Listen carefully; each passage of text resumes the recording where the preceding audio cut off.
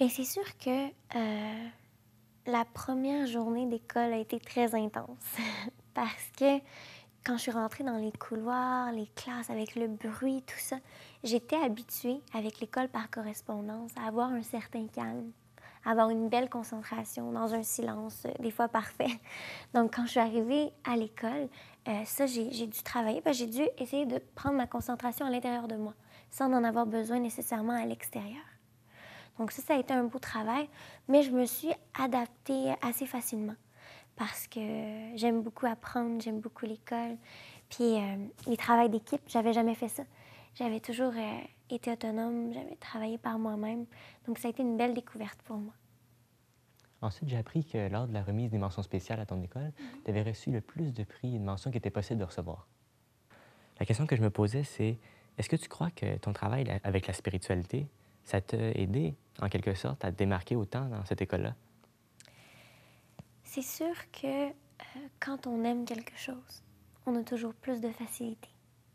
Donc oui, moi j'aime beaucoup l'école, puis je pense que les professeurs ne peuvent pas demander mieux que d'avoir des élèves qui sont attentionnés à leurs cours, qui aiment leur matière dans laquelle ils enseignent. Puis, c'est sûr que être spirituel, c'est développer des qualités. Donc, je pense que oui, ça a peut-être pu m'aider à ce niveau-là. À plusieurs reprises dans ton livre, tu te demandes ouvertement à quoi tu aurais ressemblé pendant ton adolescence si tu n'avais pas travaillé avec la spiritualité en même temps, pour t'aider à comprendre ce que tu vivais. Selon toi, à quoi est-ce que tu aurais ressemblé sans la spiritualité?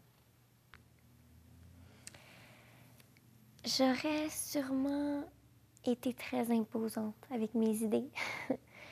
J'aurais peut-être pas eu la sagesse de vraiment respecter les autres, puis de leur laisser de la place. J'aurais peut-être été trop émissive, moins féminine. Puis j'aurais eu de la difficulté à gérer mes émotions. Alors dans ce cas-là, quel a été ton grand adversaire, que ce soit par rapport à toi-même ou aux autres, durant ton adolescence? Puis comment est-ce que tu penses l'avoir vaincu? Mon plus grand adversaire, je dirais la rébellion. La rébellion face à moi-même, face à ma façon de penser, ma façon d'agir. Euh, mais mes valeurs étaient tellement ancrées à l'intérieur de moi que je pense que ça m'a beaucoup aidée pour pas laisser ça sortir trop intensément. Puis, c'est sûr que je fais beaucoup de rêves prémonitoires aussi.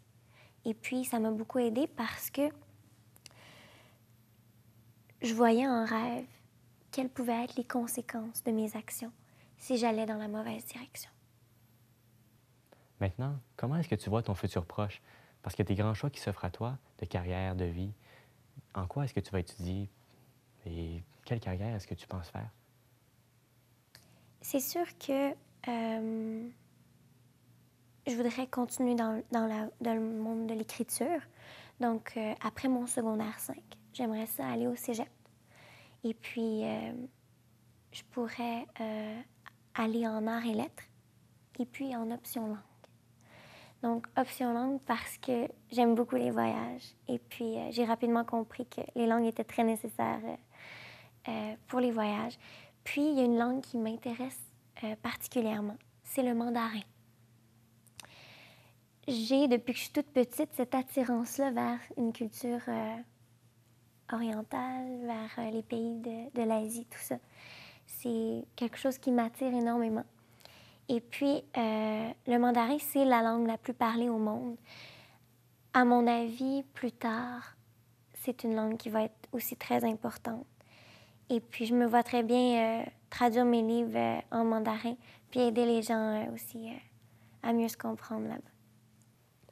Est-ce que tu crois que ton mode de vie t'a privé de certaines expériences? Malgré que les circonstances t'ont donné nettement plus d'atouts que d'handicap pour ton avenir, crois-tu que tu as passé à côté de certaines étapes de ta vie en vivant pas comme la majorité des filles de ton âge?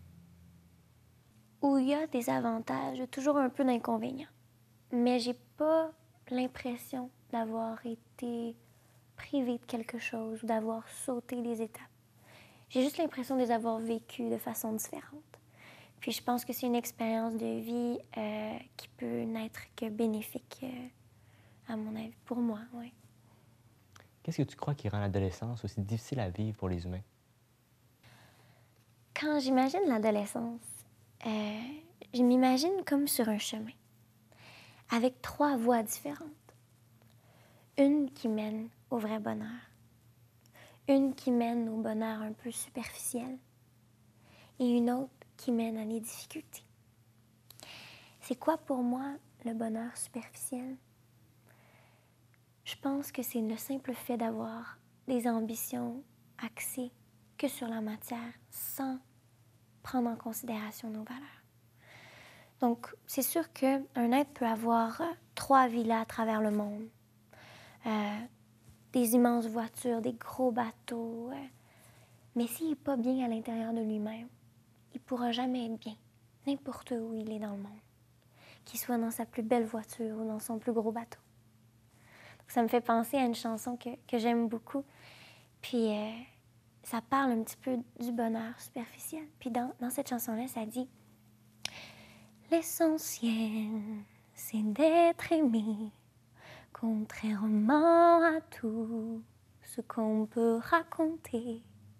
Ce n'est pas la fortune ou la célébrité qui ne sont que du vent, qui ne font que passer. » Donc, je trouve ça beau, cette chanson-là. Elle vient me toucher. C'est souvent les paroles qui me touchent des chansons parce que on peut ressentir vraiment qu'il y a des choses dans notre vie qui peuvent passer comme un vent, puis jamais revenir.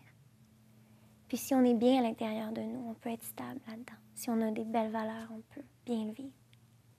Je tiens à dire que Sarah, que tu as vraiment une voix qui est magnifique. Merci. Puis, encore selon toi, à quel moment de notre vie est-ce qu'on deviendrait adulte? Puis toi, est-ce que tu crois être encore une adolescente?